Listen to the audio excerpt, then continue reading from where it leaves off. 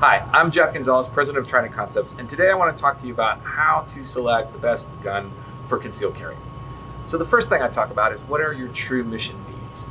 Do you intend on carrying every day, maybe frequently, or seldom? Trying to figure out exactly the frequency at which you are going to carry is probably the first thing that you need to do.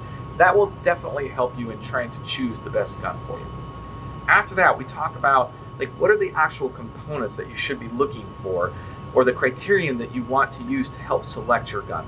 So the first thing we talk about is that we want the gun to be reliable. And if you're choosing a modern day semi-automatic revolver, you're going to find that these are going to work fine as long as you do the minimum amount of maintenance that is required to them. The next thing that we talk about after that is what really should I be looking for? Should I be looking for different types of calibers, capacity, any types of special features? And what I tell people is that you want to have enough gun to solve your problem. So typically that's going to be about a 10-round magazine.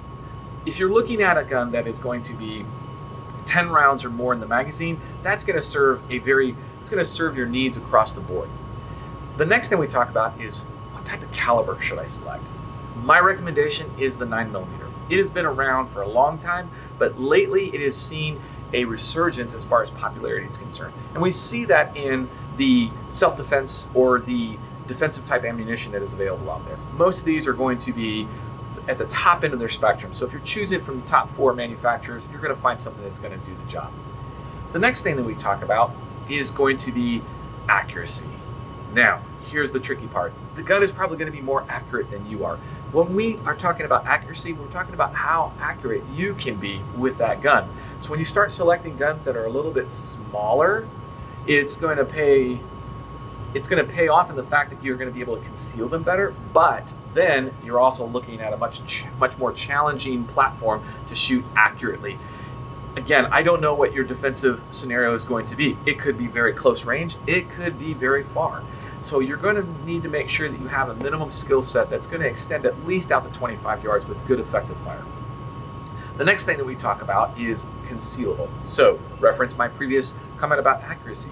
What I'm really looking for is something that I can carry concealed. Now, if I'm looking at everyday, frequent, or seldom type of needs, that's going to kind of dictate exactly what I'm looking for. But a lot of that is also going to be tied to the supporting equipment.